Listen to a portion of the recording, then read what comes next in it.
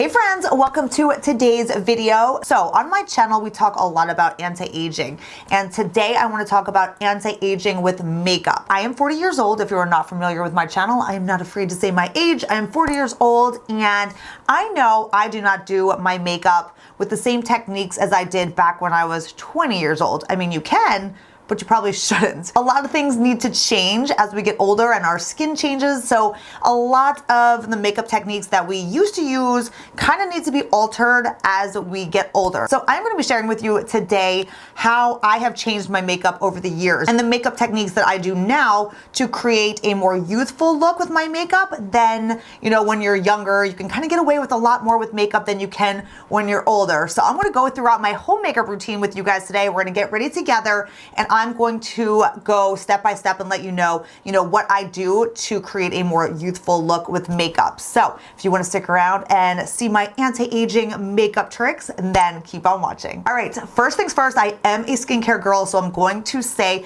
that before any makeup is applied, you want your base, which is your face, to look its best. So definitely good skincare, keeping your skin in as healthy shape as possible. It's going to go a long way to not only staying more youthful looking, but your makeup will apply much better when you have healthy skin. So we got our skincare on. Next step is we want to prime our skin. Now, if you have more dry skin, and a lot of us do as we get older, your skin tends to get drier to begin with, you really want to bring back that glow to your skin. And that is something that is very, very important with makeup as you get older. You want to hydrate, you want to look youthful and give yourself that youthful glow. So there are a couple different primers that I kind of like to mix in with a foundation, or you can use them before a foundation. You guys know I love this Glowbiotics. This is the Probiotic Hydra Glow. This product is amazing. This is like a skincare and primer in one. It has amazing skincare ingredients, but then if you mix this in with your foundation, or you apply this before your foundation as a primer, it gives your skin the most beautiful glow. And I actually applied that on today, mixed in with my Revision IntelliShade, which I'll show you just on its own how beautiful this makes your skin. Now, my hands are actually really dry right now, so you'll be able to see a good difference. Look at the glow and just how hydrated my hands look. Look at that.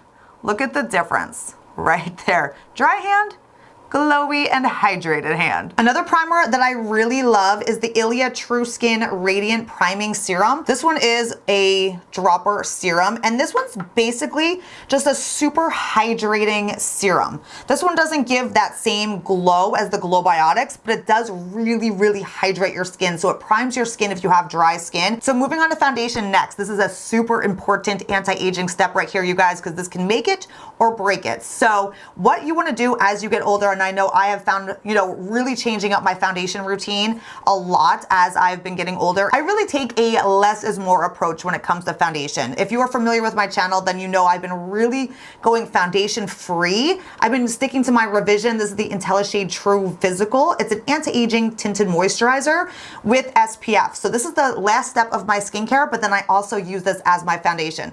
And this is what I have on today, and I did mix a little bit of the Glowbiotics in with that to give myself that, glow to my skin. If you are going to use a foundation, I would say stick to more glowy light options, more hydrating type of foundations. I personally would say stay away from the matte foundations. They're going to just make you look dry, and a lot of times they will kind of cake up, and those are the ones that are going to, sink into creases more and all of that. You want to keep everything plump and hydrated, so stick to more lightweight.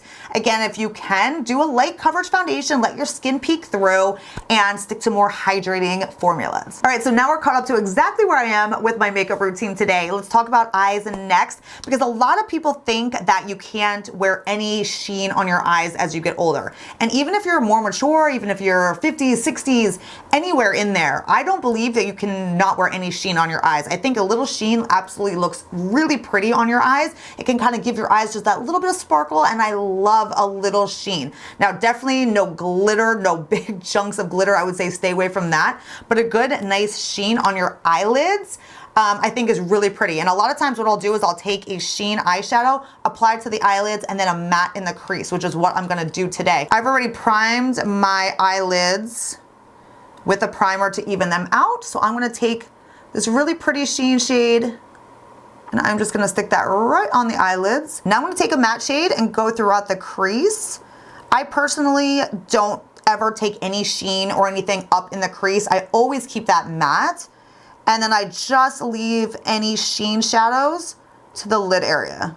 Let's talk about eyeliner next. I feel like this is a huge area where you kind of need to alter techniques as you get older. I know I could get away with, you know, really outlining my eye with eyeliner when I was younger. And now, again, I take a little less is more approach with the eyeliner.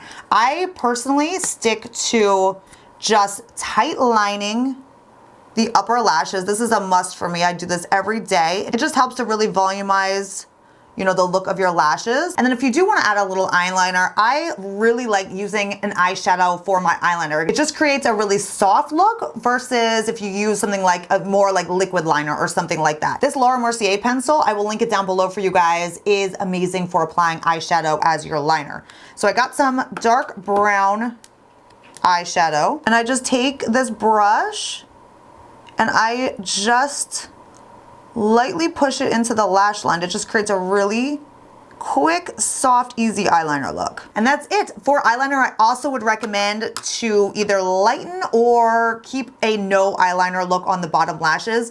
If you apply too much eyeliner and you do the top and the bottom, your eyes will actually look a lot smaller. It'll close off your eyes and it will actually make you look older. Curling your eyelashes is a must. Just like we were talking about getting a bigger, wider looking eye, opening up those eyelashes and giving them a good curl is another way to achieve that. So I never go a day without curling my lashes. Next up, concealer, which is another make or break area for either keeping yourself looking younger or possibly making yourself look older. You want to stick to hydrating, again, formulas. You don't want something that's too dry, too thick, too heavy under the eye, because that is going to have more of a chance of creasing, caking, and just overall making your under eye appear older. This Bare Minerals Bare Skin Complete Coverage Serum Concealer is an amazing formula. It's hydrating. It gives a little bit of that glow to your under eyes. It is not drying. It is not going to sink into lines and wrinkles, and it just gives a more youthful looking under eye.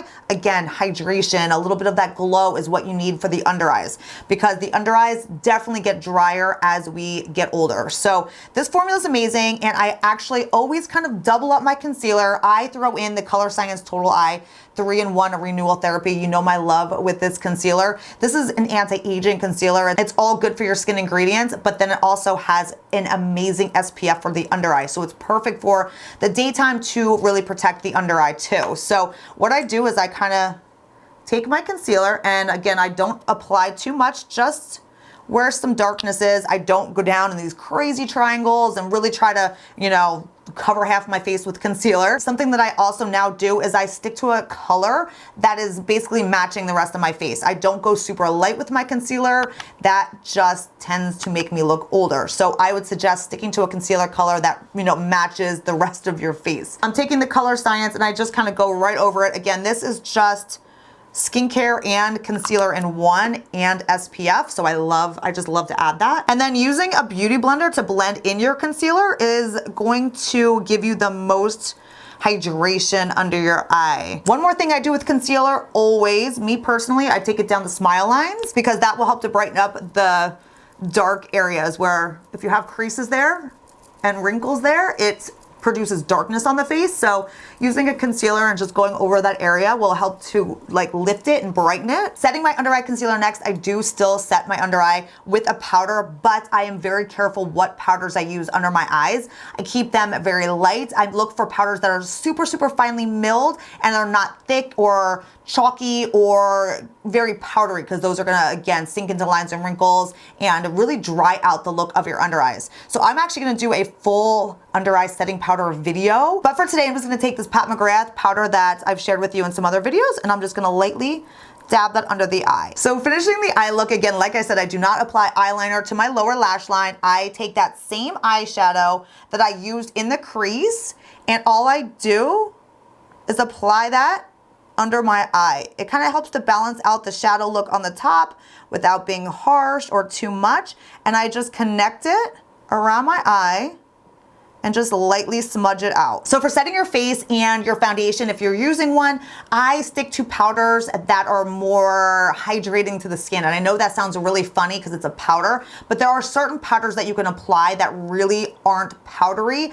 And I can tell you that the Osmosis Pressed Base is one of the absolute best. You can set your foundation with this. You can use this as foundation. It has great coverage, but at the same time, it never looks powdery at all. You can actually apply this and it actually makes your skin look less dry. It's the craziest formula. I swear it's like a miracle product for dry skin. Even if I have like flaky skin or dry skin that's like kind of peeling, this actually hides the flakiness and the dryness. It's crazy. So this is a powder I would definitely suggest if you're gonna set everywhere, or also a powder like this, which is the Hourglass. This is the ambient lighting powder. These are amazing. They give just the right amount of glow to your skin and they don't look powdery. You can set your entire face with this if you have, really dry skin, and your skin is gonna look very luminous and it's gonna have that youthful glow. Moving on to bronzers, blush, highlighter next. Cream products is really an amazing way to go when you're getting older. Your skin's a little bit more mature. It's going to bring that hydration to your skin, that glow to your skin. If you're putting powder on top of powder on top of powder with all these different products, you are just gonna get a buildup of dry looking skin. Basically, it's gonna, settle into lines and wrinkles. It's gonna make your skin look dry. And I can't stress it enough, but you really wanna make your skin look more glowy and hydrated. So I'm gonna use a really great cream bronzer. This is one of my favorites. It's the Charlotte Tilbury, the Contour Wand. This is the fair to medium. And I'm just gonna take this and just apply it to the borders of my face here. And I'm just gonna take a beauty blender and blend it in. This isn't too dark or anything. It's pretty light, so it just gives me a super natural looking bronze. Also, I don't take the bronzer down too far. That's a big thing that I see some people do, is they'll take your bronzer down too far and that kind of drags the cheek and the face down. Keep your bronzer just on the back here. And also, if you want, you can take it and kind of sweep it around and create kind of like a curve under your cheek. And that's gonna lift the cheek too without dragging it down. If you do a line, it's gonna drag it down. I absolutely love using cream blushes. I do all the time. The Tower 28, I've talked about this formula too. I absolutely love it. I'm gonna take the bottom of my beauty blender here. Again, it's still damp. I'm gonna get a little bit of that cream blush on here. So I'm gonna take this and I'm just gonna bounce it right onto my cheeks. Just a little bit on the apples, and then I just bring it up a little bit. I'll also take a little bit of it and I just kind of go around this area right here. This is a place where a lot of us blush naturally, so it just looks very natural and just kind of, I don't know, I feel like it creates such a good youthful look, just bringing that color up a little. Cream highlighters are where it's at as well. My two favorites right now, the RMS Beauty Living Luminizer. This has been one of my favorites forever. And this Tower 28, this is the No Shade highlighter. They are amazing cream highlighters, and they kind of just give that like wet, natural skin look to your highlight. They're not harsh. They don't create a powdery line that really, honestly, as we get older, you don't want in this area. This is an area where you definitely want to keep everything looking hydrated instead of dry, because as we get older, this is an area that tends to have more little lines and wrinkles to begin with. All right, finishing up with our lips. We all want youthful lips. I'm gonna take a lip liner that pretty much matches my actual lip color. And for really creating the most youthful looking lips, I personally think that a good gloss is all you need. Anything matte on your lips, again, is going to age you more. Stick to hydrating formulas again, glossy lipsticks if you can, or just glosses in general. It's gonna make your lips look hydrated, more plump, and just create more youthful looking lips. So today I'm gonna use the Buxom lip gloss. This is the full-on lip gloss in the shade White Russian, which has been one of my favorites for a long time. Skipping the lipstick altogether and just going for gloss. All right, so that is it. Those are my anti-aging makeup tips and tricks. You can see my skin looks very glowy and dewy and hydrated and plump, and that is exactly what we want to look like as we get older. We don't want to look dry. We don't want to look any drier than our skin is already becoming. We want to really plump up the skin, and that is exactly how I do it. So I will link all these products down below in the description box. Also in the comments, let me know some makeup techniques that you have kind of changed throughout the years to create a more youthful look with your makeup. I would love to know what you guys do as well. So I hope you enjoyed this video. Don't forget to thumbs up this video, hit the subscribe button, also hit the bell notification so you get notified of all my future videos, and I will see you next time. What are you doing? Do buds. You want to say hi? You want to say hi? Say, I'm just perfect. Yes, you want love? You want love right now? Yeah. Bubba.